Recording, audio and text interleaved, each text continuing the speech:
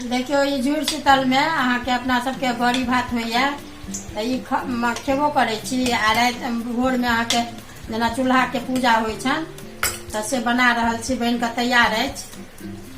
ई बसिया भात अछि, आइ बसिया पाबनि के चूल्हा के जुड़ायल जाइया तऽ चूल्हा के पूजा करै छी तऽ ई भात अछि अहाँ के, आ ई बड़ी अछि। तऽ बड़ी भात की करै छी, आइ विध होइ छै चूल्हा में, जेना कि पूजा कऽ कऽ आ कनी काल छोड़ दियो। पहले गांव घर में तो एकरा फोड़ दियो पहले आ मिला लिया सबटा एना कर। इस साल में एक बेर चूल्हा ई नहीं जड़ैया, डेली चूल्हा जड़े वाला, लेकिन शहर में तो नहीं बनै छै तो करते छी पाबनि।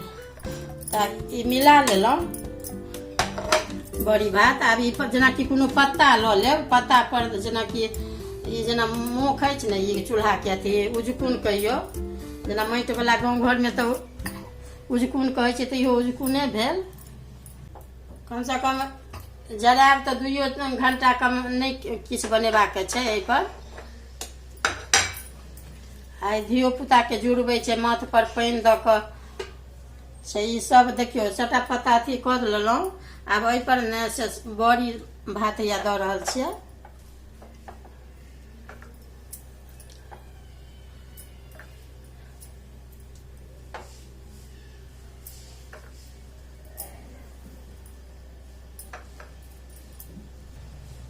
देखियो ई सब पर दऽ देलियै बड़ी भात।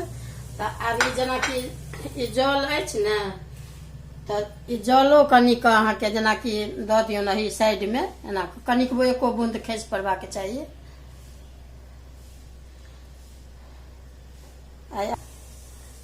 अग्नि महाराज के भोजन छियनि या बड़ी भात, बसिया पाबनि दिन के पूजा होइ छनि। तऽ आब ई भऽ गेल। आब ओकरा गोर लागि कऽ कहबनि माफ करथिन, सब बाल बच्चा के नीके रखथिन। आब एतऽ भऽ गेल। आब जेना कि मुख अछि केवाड़ी के, ओहिठाम अहाँके बड़ी भात जल दै छियनि, धिया पुता के जुड़ायल रखथिन। आ भऽ गेल। आब एगो मुँह बाहर में गेट लग सेहो पड़ै छनि,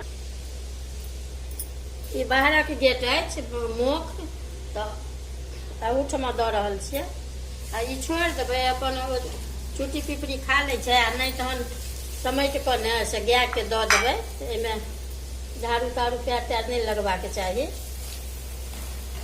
आ भऽ गेली अहिना कऽ साल में एक बेर पूजा होइ छनि सौंसे चूल्हा के आ मुख पर, तऽ कऽ लेलहुँ। आ